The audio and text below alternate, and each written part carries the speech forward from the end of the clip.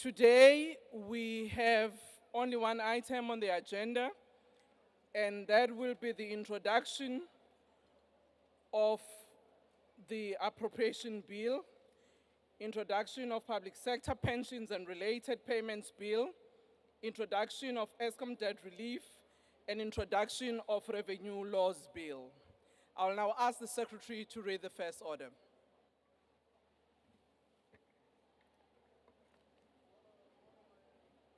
Introduction, appropriation bill and tabling of division of revenue bill. Introduction, public sector pension and related payment bill. Introduction, ESCOM debt relief amendment bill. Introduction, revenue laws amendment bill. Thank you, Honorable the Minister of Finance. Order, Speaker. On a point of order, Speaker. Order, Honorable Member. I will ask the Minister to take a seat first. There are two members. Honorable Mautre, there's the first member who raised his hand is Honorable Manye. I'll recognize you after him. Thank you. Honorable Manye, what's the point of order? Thank you, Speaker. Speaker, for us as the MK Party, we are asking purely based on the values of Ubuntu that on the 19th of February we're here to listen to the budget speech, which didn't happen. We think that the minister will be within the values and the realm of Ubuntu for him to apologize to this House for making us come here for nothing, and must also apologize to the people of South Africa, which we represent here, that that day did not happen. So we're asking that that apology must happen. And also, Speaker, we also want to ask the minister to take this House into his confidence to say what exactly caused him not to table the budget speech on the 19th. Thank you, Speaker. Thank you, Honorable Mautre. Minister, you can take your seat. Minister, you can take your seat. I'll recognize the EFF. Yes, Thank Honorable you, Member. Speaker. Speaker, I was looking at the time when you sat on that chair. It was exactly 3 minutes past 2. The House sitting is scheduled to start at 2. So, Speaker, you were late. All of us were here. The honorable thing for you to have done was to apologize for coming late and explain why you actually came late. So please, we request you to apologize for coming late and tell the country why you arrived late in this sitting that you have called yourself. Thank you. Thank you, honorable members. We have noted both your requests as well as your comments. I want to remind honorable members that during the sitting on the 19th, which never proceeded to be the sitting, we gave an opportunities for parties to express themselves. Members of the executive were here, the leader of government business were here, and I'm sure the minister in presenting the budget have noted the concerns that have been raised then and have noted the concerns as they have been raised now. And I will leave it to the minister to then deal with the matter. Secondly, Honorable Mautre, indeed, we start at 2. Oh, yes, sir?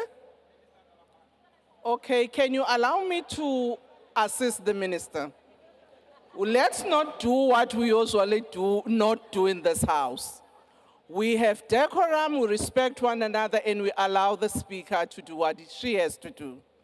Indeed, we're supposed to start at 3.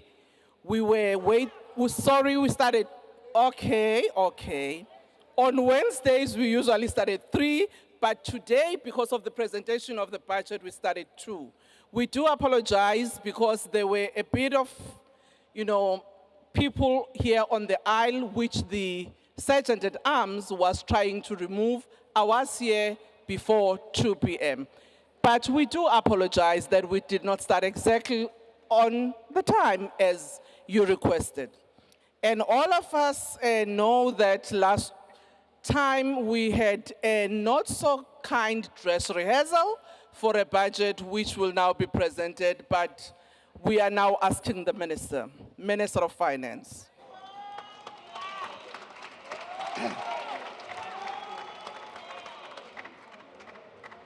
Honorable Speaker, I'll probably assure Khila that I'm going to come back to that issue later.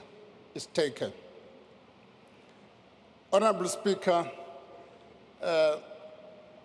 Togo Didiza, Deputy Speaker, Anneli Lotrit, Chairperson of the National Council of Provinces, Refulum Ntsoeni Tsipane, Deputy Chairperson of the National Council of Provinces, Les Governor, His Excellency, the President of the Republic of South Africa, Cyril Ramaphosa, Honorable Deputy President Paul Mashatile, Cabinet colleagues, members of the Executive Council for Finance, honorable members, Governor of the South African Reserve Bank, Commissioner of the South African Revenue Service, fellow South Africans.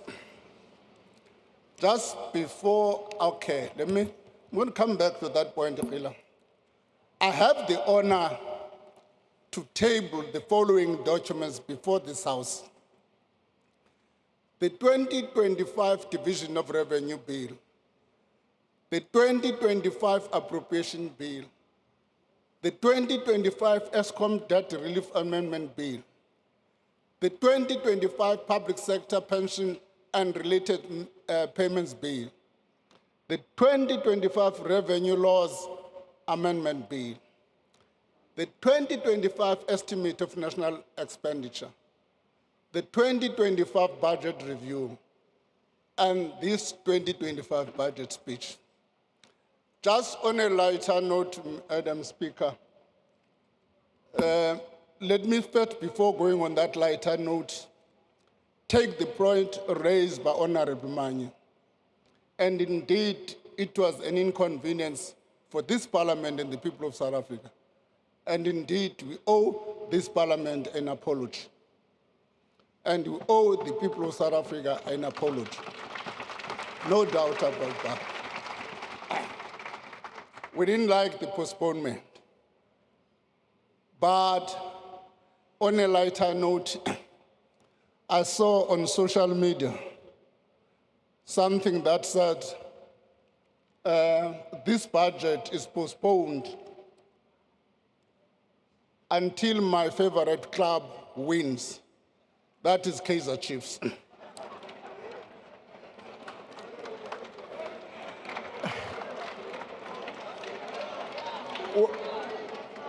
In cabinet,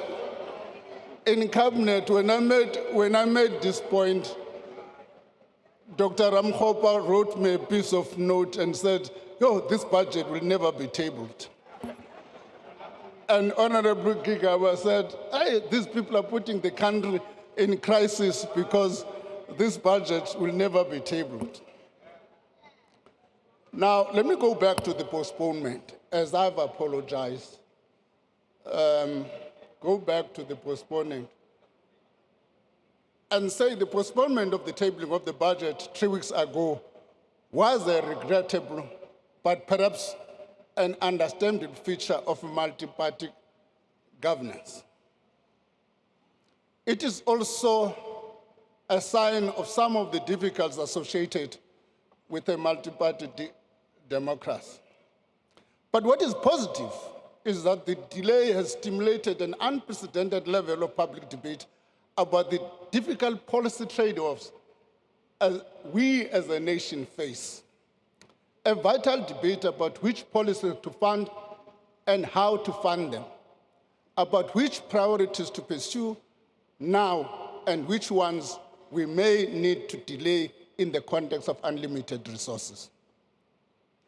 As much as the debate has been dominated by the proposed increase to value-added tax, the bigger debate must be about how we grow the economy for the benefit of all South Africans. A bigger, faster-growing economy and the larger fiscal resources that comes with it would give us more fiscal room to meet more of our developmental goals. But the truth is that our economy has stagnated for over a decade. In that time, GDP growth has averaged less than 2%, far below the level required to meet our expanding list of needs. In 2024, the economy grew by only 0.6%. Over the medium term, GDP growth is projected to average 1.8%. To meet our goals of redistribution, redress, and structural transformation, the economy needs to grow much faster and in an inclusive manner. This is the central objective of the current administration. Today's budget proposes a bold and pragmatic approach to achieve this formidable task. It calls for macroeconomic stability supported by sound fiscal policy, for the deepening of structural reforms to remove the obstacles to growth and job creation, and for scaling up infrastructure to unlock the productive capacity of the economy while building a capable state that supports all these efforts. The budget remains committed to a balanced fiscal strategy. As projected in the 2024 medium-term budget policy statement, a budget primary surplus of 0.5% of GDP will be achieved in the 2025, and this will grow to 0.9% in 25-26. Government debt will stabilize at 76.2% of GDP in 25-26, while the consolidated budget deficit also narrows to 3.5% by 27-28. Madam Speaker, as debt stabilizes, a growing surplus will enable the government to reduce debt service cost as a proportion of revenue. Some of these savings will be used to build up fiscal buffers that we need as protection against future economic shocks. Shocks like the COVID-19 pandemic and other uncertainties stemming from the rising geopolitical tensions and the global economic ramifications thereof. Debt service costs will amount to 389.6 billion in the current financial year. This translates to 22 cents of every rand we raise in revenue. It is more than what we spend on health, the police, or basic education. We must reverse this trend and prevent the cost of debt from taking away resources that could otherwise be spent on our pressing social needs or to invest in growth. In this regard, our fiscal strategy stabilizes debt service cost as a percentage of revenue in 24-25 by maintaining a primary budget surplus. The ESCOM debt relief arrangements are also effective and contribute to improved fiscal position. ESCOM is now in a much better fiscal position than in 2023 when the debt relief was originally announced. As a result of these improvements, we have decided to simplify the final phase of the debt relief package. The last 70 billion debt takeover will now be replaced with a 40 billion in 2025-26, 10 billion in 28-29. This will result in a saving for the government of about 20 billion rand. Honorable members, these fiscal improvements are important milestones on our path to fostering a stable macroeconomic environment. That is a prerequisite for a higher level of growth that promotes job creation, improve public services, and reduce inequalities. Our strategy to achieve faster growth remains anchored in the following 4 pillars: maintaining macroeconomic stability, implementing structural reforms, improving state capacity, and accelerating infrastructure investment. Maintaining macroeconomic stability, inclusive of prudent fiscal policy, promotes stable prices, lowers interest rates, and enhances the country's resilience to external shocks.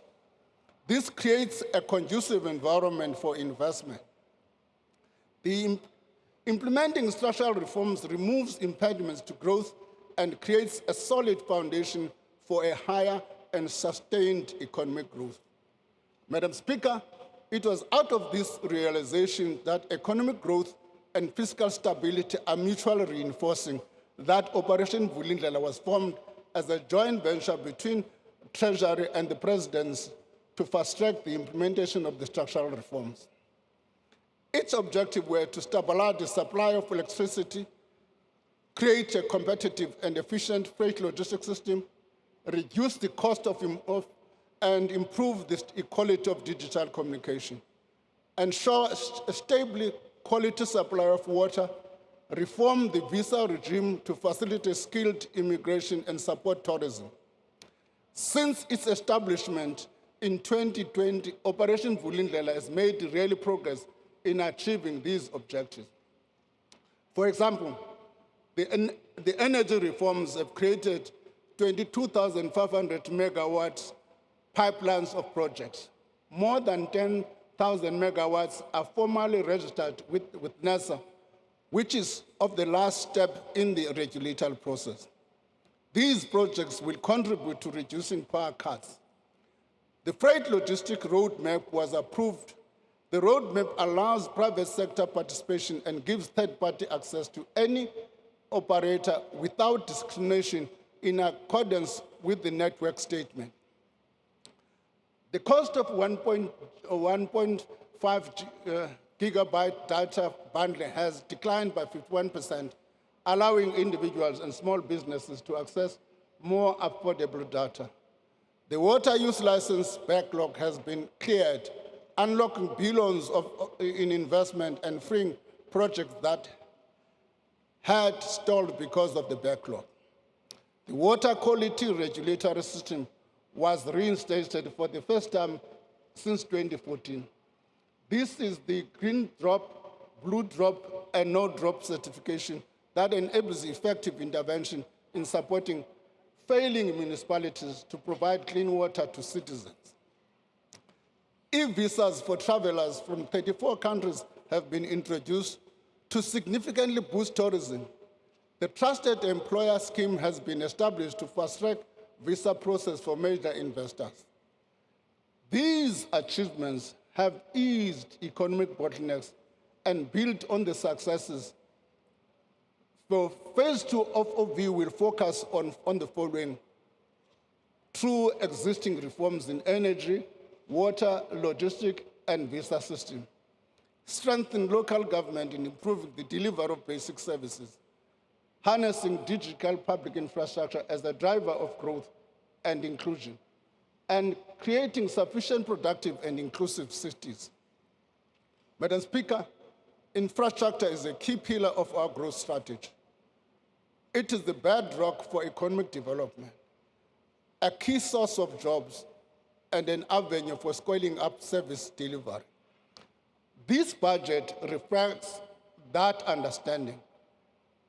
Allocation towards capital payments are the fastest growing area of spending by economic classification. Public infrastructure spending over the next 3 years will amount to more than 1 trillion rand. The spending will focus on 3 sectors: 402 billion rand for transport and logistics, 219 billion for energy infrastructure, 156 billion rand for water and sanitation. In transport, the South African National Roads Agency will spend 100 billion rand over the medium term to keep the national road network in good condition. Provincial roads departments will reseal over 16,000 lane kilometers of roads in their areas of authority. Passenger Rail Agency of South Africa is making steady progress to rebuild the infrastructure to provide affordable commuter rail services. To sustain this progress, we have provisionally allocated an additional 19.2 billion over the medium term for critical signaling. This will enable commuters from areas such as Mamelodi, Kwamashu, Motherwell, Khayelitsha, Naledi, to name but a few. To catch a train every 10 minutes.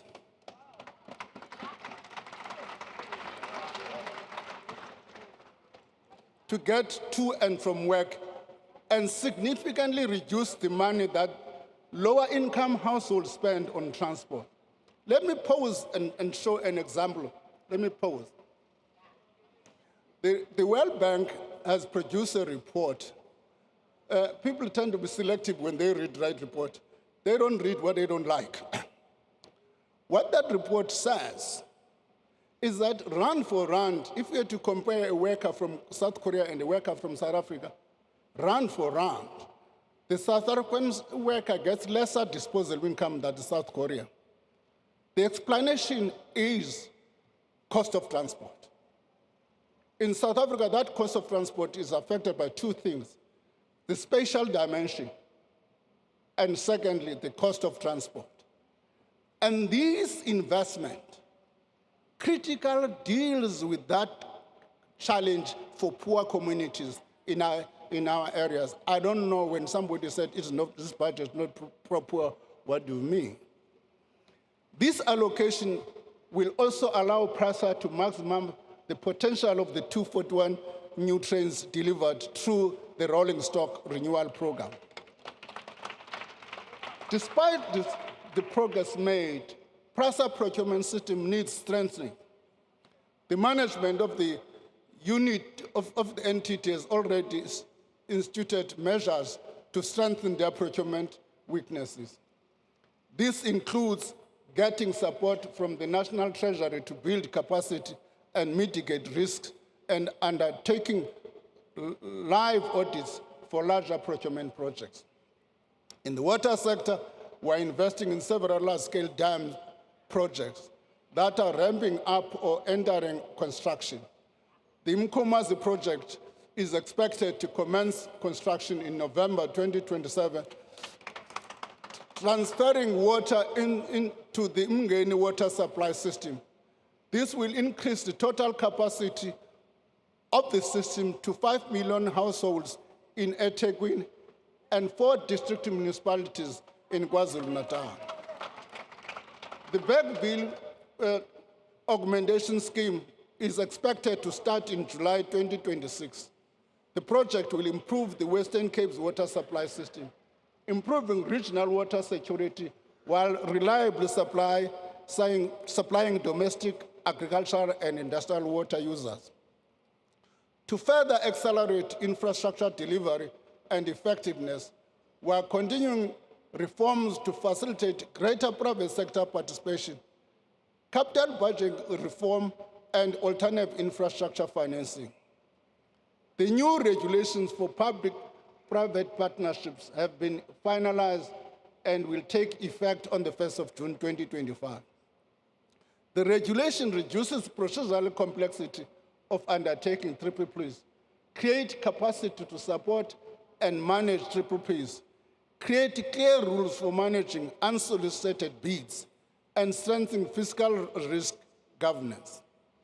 The regulation also makes provision for national department to establish sector-specific PPP units. These units will drive private sector participation, creating opportunities to optimize the balance sheets of financial distressed state-owned companies. The Department of Transport and Transnet will engage the market on PSP projects in the following areas: the iron ore, chrome, coal, and manganese lines, expansion and automation of the ferrochrome and magnetite terminal at the port of Richards Bay. The container and automotive sectors, including the potential designation of the South African container port system as a regional transshipment hub for major shipping lines, and establishment of independent rolling stock leasing company. Should Transnet require gap funding for its PSP project, the budget facility for infrastructure will consider these after proper packaging and financial structuring. Additional guarantees may also be considered to finance the entity's maturing debt as well as its capital investment program. In the energy sector, the independent transmission program will be launched later this year. A request for information for a multi-line transmission packaging will also be issued by the Independent Power Producer Office in July this year, followed by a request for proposal in November. This will enable the private sector to play a key role in the expansion of the transmission network. Madam Speaker, we have reconfigured the BFI, the budget for infrastructure facility, to run multiple bid windows instead of just one annual window. Earlier this week, we published a call for proposal under the new system. The first window is now open and will close mid-April. The next window will open soon thereafter. Financing decisions to determine the appropriate fiscal mechanism to support projects have also been separated from the evaluation and budget processes. This will facilitate the mobilization of significant private finance and improve allocative efficiency in fiscal support. This includes financing for proposals approved during the special window last year. Lastly, our efforts to diversify the financing structure to support infrastructure are taking shape. A credit guarantee vehicle to mobilize private sector capital by de-risking projects will be launched in 2026. Its initial focus will be on independent transmission, aimed at bridging the energy transmission deficit. Once the vehicle has demonstrated its efficacy, it will be broadened to include other sectors. Government will issue its first infrastructure bond in 25-26. We will also introduce other innovative financing instruments to diversify the infrastructure fund sources. Financial institutions, including pension funds, banks, development banks, and international financial institutions, have already expressed interest in participating. This, Madam Speaker, is how we plan to leverage infrastructure investment to ease supply-side constraints to the economy and improve access to social services the people get. Madam Speaker, there are several persistent spending pressures in health, education, transport, and security. These have to do with the government properly fulfilling its service delivery mandate. After careful consideration, the government has decided to fund these. Deferring the funding of these sectors further would compromise the government's ability to meet its constitutional obligation to those people. To raise the revenue needed, the government proposes to increase the VAT rate by 0.5 percentage point in 25-26 and by another 0.5 percentage point in the following year. This will bring the VAT rate to 16% by 26-27. Let me pause for a moment. Let me pause for a moment and say, Order, honorable members. Let's allow the minister to finish his presentation. Madam Speaker, should the spending reviews and other measures we're embarking on yield enough extra revenue, we will reassess the need to embark on the second 0.5 percentage point increase to VAT. Government also proposes no inflationary adjustment to personal income tax brackets and medical tax credits. These measures will raise 28 billion in additional revenue in 25-26 and 14.5 billion in 26-27. Madam Speaker, this decision was not taken lightly. I can tell you now, no Minister of Finance is ever happy to increase taxes. We are aware of the fact that a lower overall burden of tax can help to increase investment and job creation and also unlock household spending power. We, however, have had to balance this knowledge against the very real and pressing service delivery needs that are vital to our developmental goals, and we cannot be further postponed. Honourable members, we thoroughly examined alternative raising the VAT rate. We weighed the policy trade-offs involved in increasing the corporate and personal income taxes. Increasing the corporate and personal income taxes would generate less revenue while potentially harming investment, job creation, and economic growth. Corporate tax collections have declined over the last few years, an indication of falling profits and a trading environment worsened by the logistic constraint and rising electricity cost. Furthermore, South Africa's corporate income tax collections are already higher than most of our peer countries. On the other hand, an increase to the personal income tax rate would reduce taxpayers' incentive to work and save. Our top personal income tax rate and our personal income tax collection as a percentage of GDP are far higher than those of the most developing countries. Increasing it is therefore not feasible. Taking on additional debt to meet the spending pressures was also not feasible. The amount is simply too large. The cost of borrowing would be unaffordable. Our sub-investment credit rating would also make this level of borrowing costlier and put us at a risk of even further downgrowth. Madam Speaker, VAT is a tax that affects everyone. By opting for a marginal increase to VAT, its distributional effect and impact were costly considered. The increase is also the most effective way to avoid further spending cuts and to enable us to extend the social wage. The government is very aware of the cost of living pressures faced by households, including higher food and fuel prices and rising electricity and transport costs. This is why we are taking concrete steps to protect vulnerable households. This is done through providing social grant increases that are above the inflation, expanding the basket of zero-rated items to include vegetables, dairy liquid, blends, meats and poultry products. We are also not increasing the fuel levy for another year, saving consumers around 4 billion. Madam Speaker, broadening the tax base and improving the administrative efficiency of the South African Revenue Service allow us over time to spread the tax burden more evenly and equitably. With this in mind, SARS is allocated 3.5 billion in the current financial year and an additional 4.4 billion over the medium term.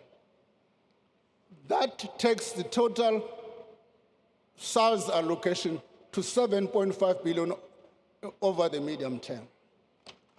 By the end of February this year, SARS reported a significant increase in undisputed debt. This means billions of rand are owed to the state. The revenue collector has also detected 156,000 taxpayers who are not registered and who have not filed despite their substantial economic activity.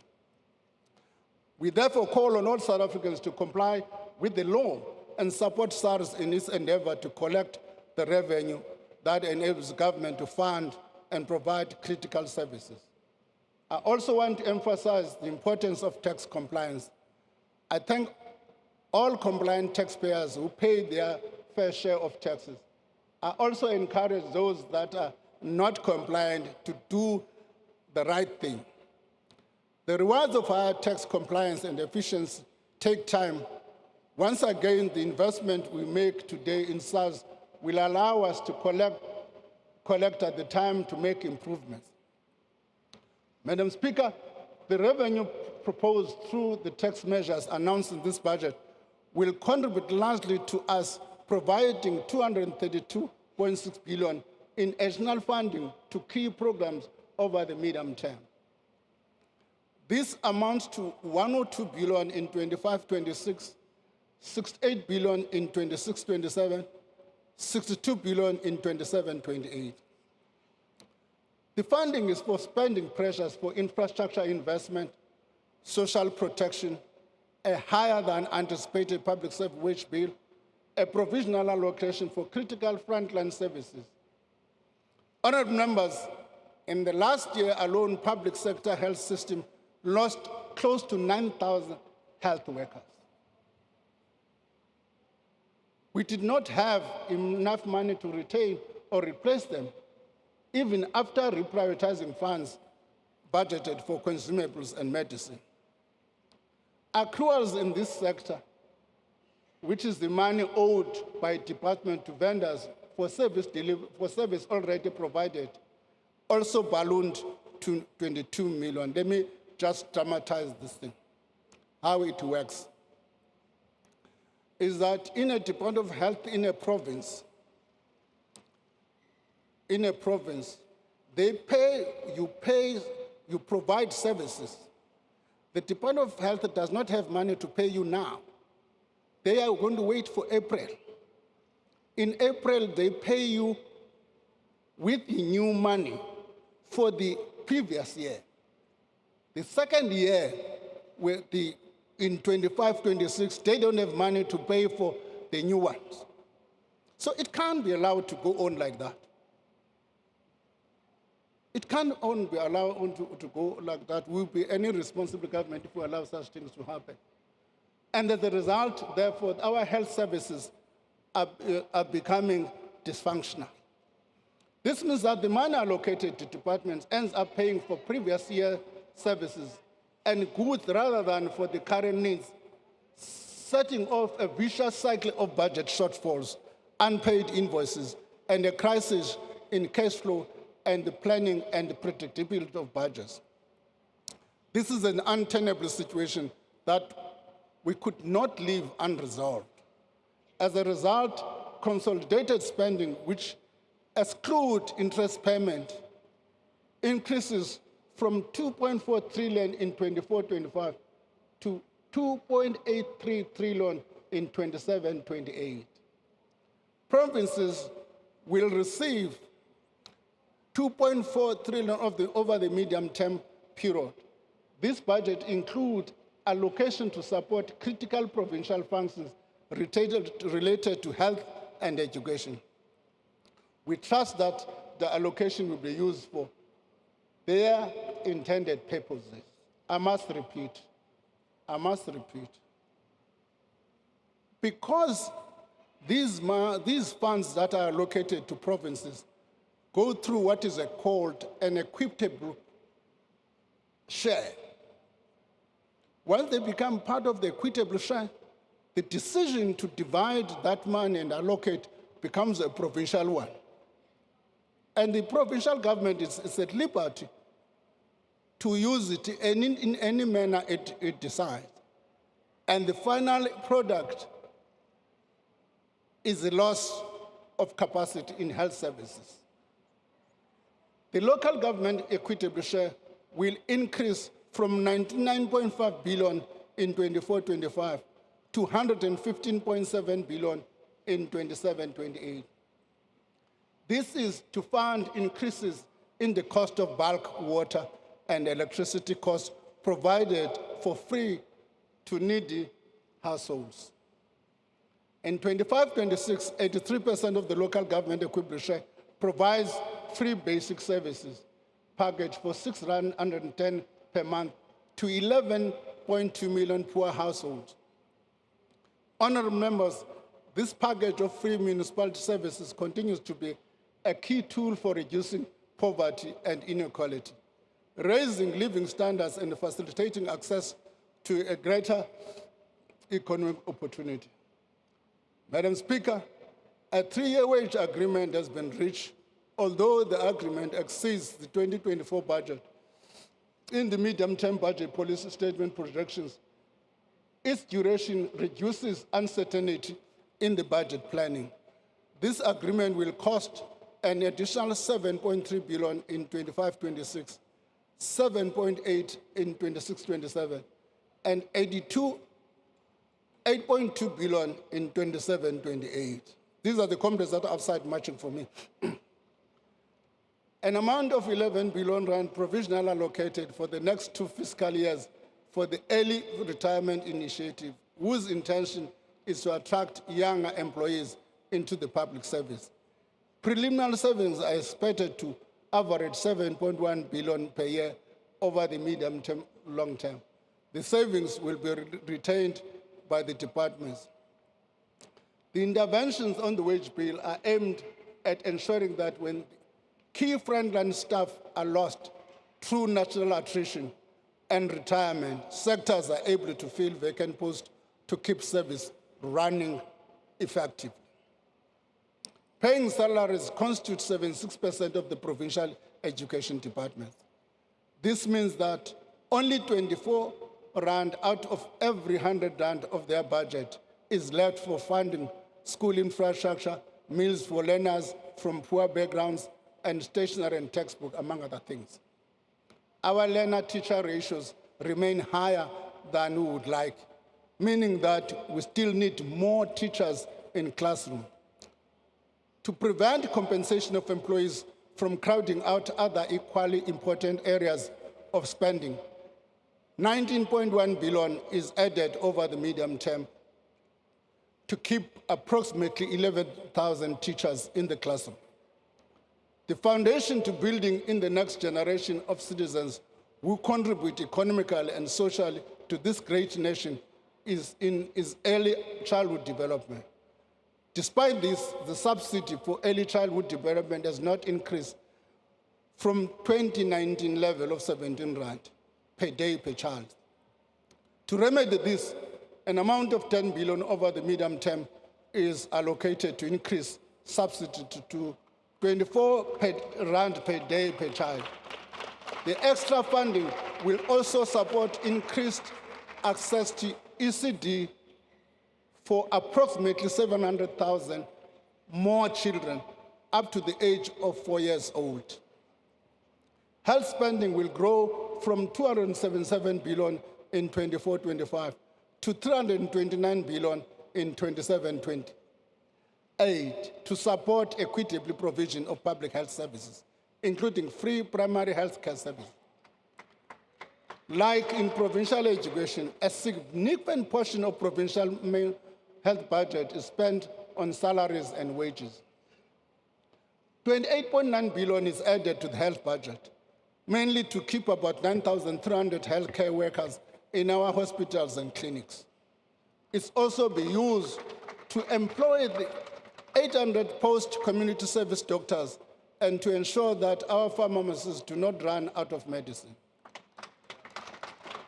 Honorable members, social grants are allocated 284.7 billion rand in 25-26.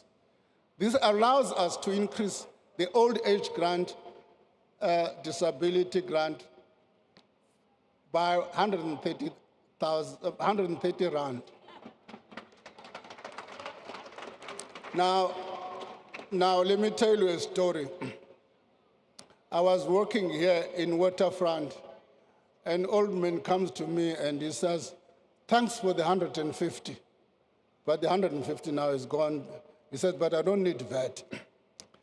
Now, because of the reduction in the VAT, I had to reduce the 150 to 130.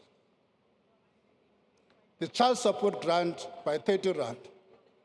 The foster care grant by 70 rand. The COVID-19 social relief in its current form will be extended by a year to March 2026. 35.52 billion rand is allocated for this purpose. Let me correct a myth here. A myth that suggests that I'm trying to pose as two alternatives is either VAT or SRD. Didn't say that. What I did say is that the SRD has been a temporary grant. We have been debating to find a funding source for it so that it should not continue to crowd other spending. What we are attempting to do is to stabilize exactly that, to make sure that this grant is not only sustained, but it also does not crowd out other spending. We go on in this speech and in the previous one that leaked. Same sentence. As announced by the President in the State of the National Address, the SRD will be used as a basis for the introduction of sustainable form of income support for unemployed people. The future form and nature of the SRD will be informed by the outcome of the review of the active labor market policy programs. This is expected to be completed by September 2025. Madam Speaker, nearly 28 million beneficiaries will access social grants. The truth is that it is one of the most comprehensive social safety nets among emerging economies. This reflects our commitment to addressing poverty and inequality while keeping our spending sustainable. In this budget, we have also made a provision to replenish the funding for our security functions and peacekeeping commitments. 9.4 billion is allocated to fund the Defense Force and correctional services. Over the medium term, 5 billion has been allocated to the Department of Defense to support South Africa's participation in the SADC mission in the Democratic Republic of Congo and to supplement existing peacekeeping activities. We will continue working with the Department of Defense on ways to change the composition of expenditure to modernize the defense force moving forward. Madam Speaker, combating financial crimes and corruption is essential to protecting the integrity of our economy and the institutions that foster stability and social well-being. Funds are allocated for enhancing the financial forensic and accounting capabilities in our law enforcement institutions, further strengthening our ability to detect and prosecute complex economic crimes. These efforts address recommendations from the Financial Action Task Force and the State Capital Commission, ensuring that we continue to fight money laundering and the financing of terrorism with urgency and precision. There are remaining issues that require work during the year, which may require funding later in the year. These include infrastructure projects in the BFI, the rolling stock fleet renewal program, accommodating population changes that impact on provincial equitable share, in particular the 3 provinces, strengthening capability in the Office of the Chief Justice, Statistics South Africa and the South African Revenue Service were already attending to it. An issue which has been raised is also the issue of political funding and infrastructure provision for real houses. Madam Speaker, our ability to deliver public service depends on having a competent, capable, and ethical state. Delivering a reliable and sustainable core services is a priority for this government. Our focus must remain on more effective and efficient service delivery and proper combination between personal expenditure, operating costs, and the maintenance of physical facilities and assets, supported by professional and efficient administration. For over a decade, budgets have been trimmed across the board.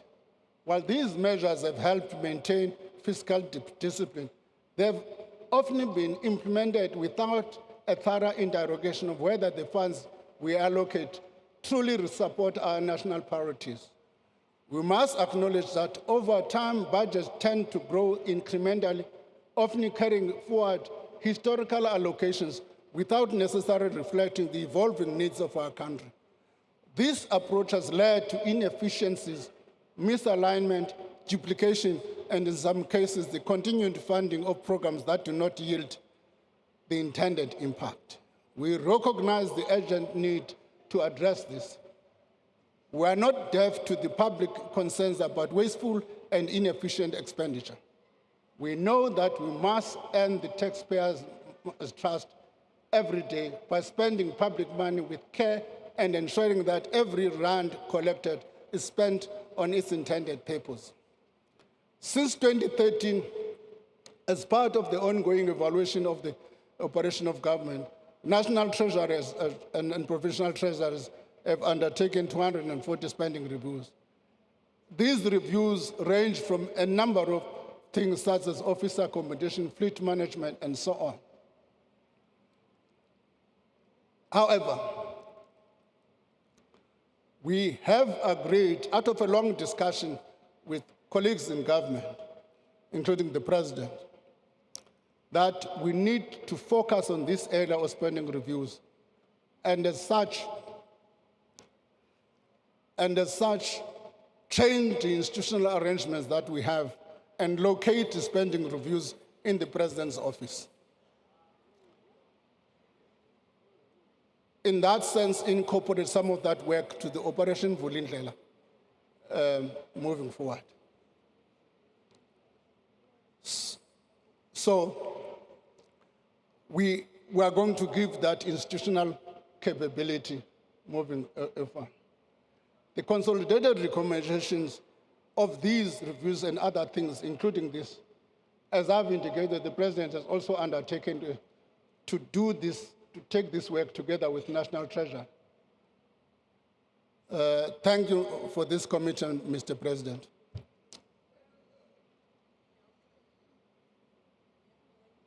As the National Treasury, we are ready to take the lead to improve effectiveness and efficiency of spending.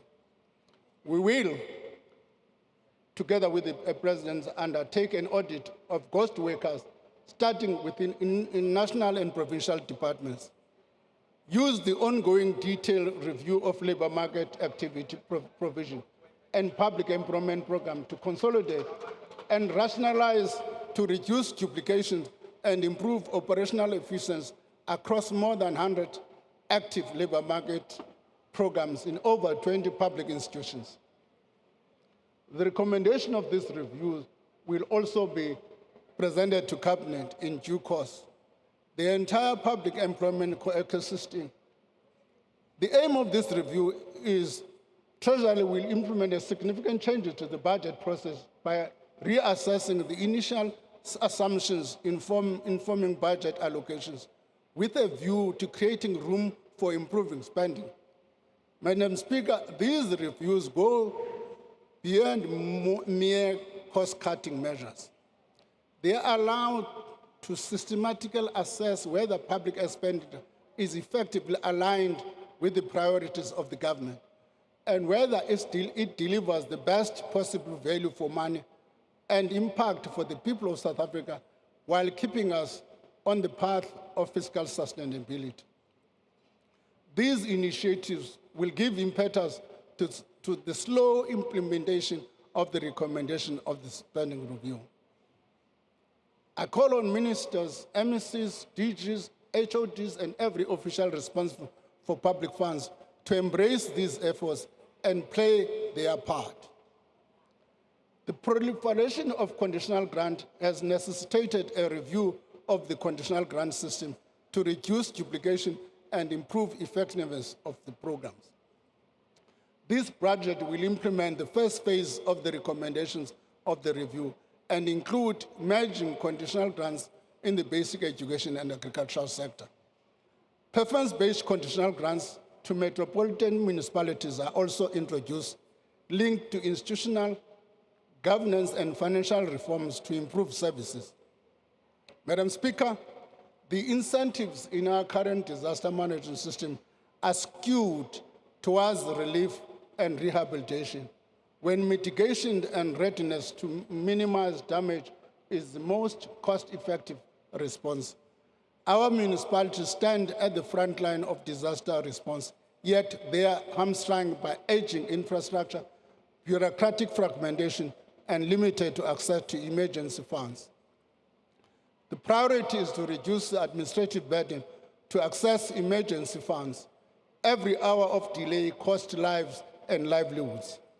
Continuous improvements are made to the grant system to incentivize municipalities to access a variety of funding instruments for disasters. These include their own budget, the contingency reserve, conditional grant funding, and insurance. The budget allocates 1.7 billion to respond to future disaster over the medium term, while 4 billion is provisionally allocated to address backlogs recovery efforts for provinces and municipalities. The decline in municipality services is evident across cities. Towns and rural villages highlights the systematic challenges faced by this varying group of municipalities. As outlined by the President in his State of the Nation address, Phase 2 of Operation Vulindlela, the institutional structure of local government will be reviewed through the updating of the white paper of local government. In line with the Constitution, the principle of funds follow functions. The review of local government fiscal framework will examine how to appropriately finance local government relative to their functions and their form. Reforms to the revenue-generating service of local government, namely water and sanitation and electricity and refuse removal, are underway. So, the 8 metropolitan municipalities have met the minimum requirement for participation in the Financial Performance Incentive Grant, the Urban Development Financing Grant. Further allocations in the grant are dependent on municipalities meeting specific targets related sets out in their performance improvement action plans. For 25-26, this includes critical institutional governance and management changes to creating an enabling environment for local term investment infrastructure. By ring-fencing the revenues from these services and running operating surpluses, these business units can generate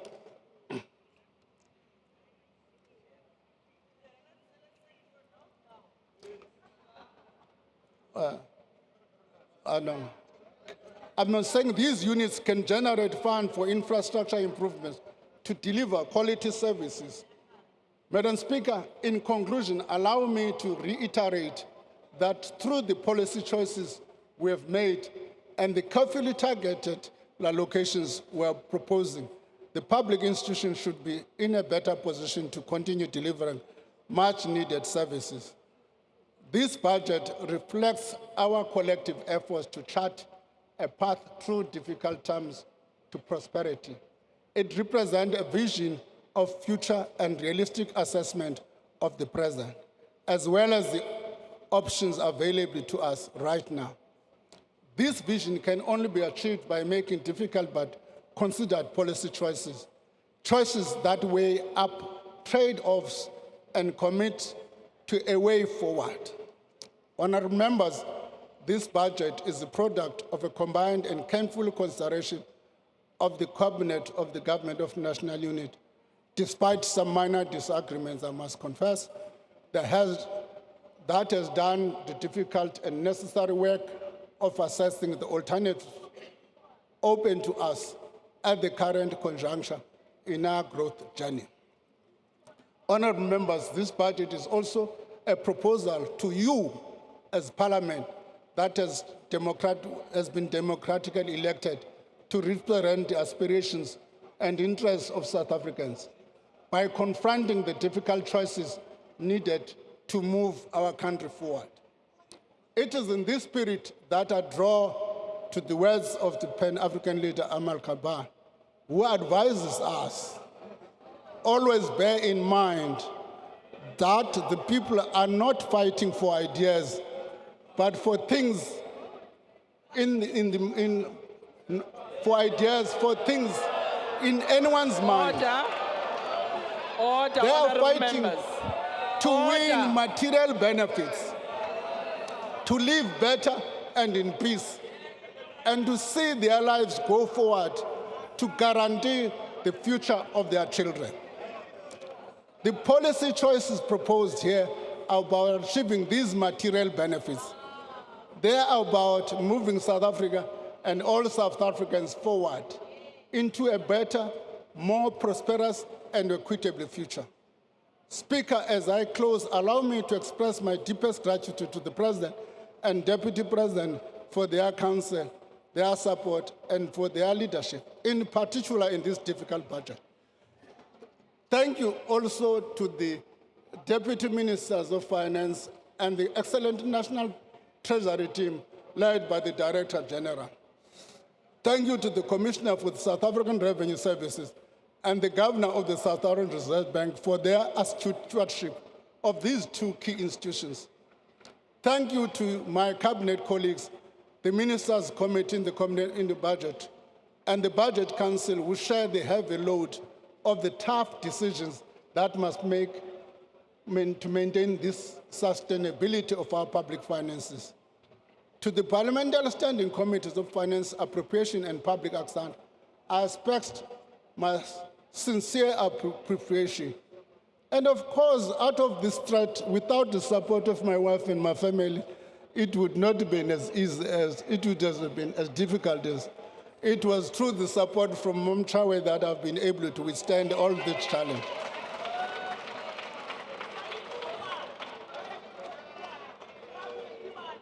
Lastly, thank you to South African people who continue to entrust their aspiration to us. I thank you. Thank you, Honorable Minister.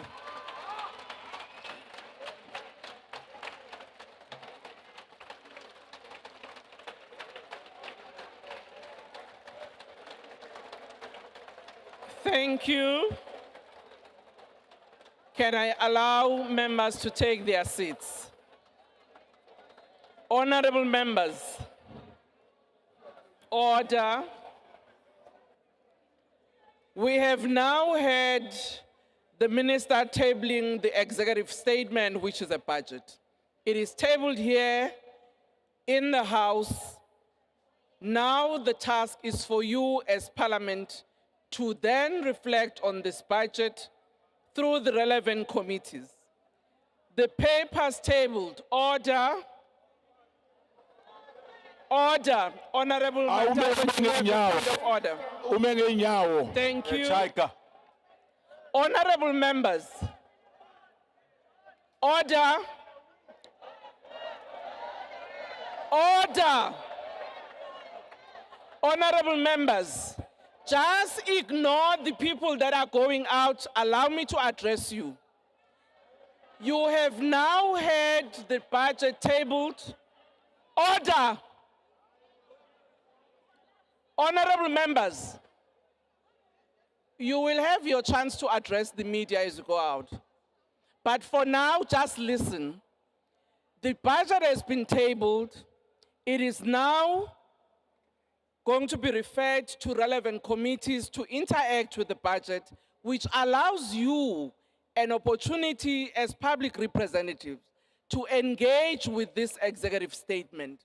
And it will then come back for debate in this very House where you will express your views. For now, the House is adjourned and we thank the Minister for the budget. I request members to stand. Order. I request members to stand and wait for the presiding officer and the maids to leave the chamber. That concludes the business of the day. John.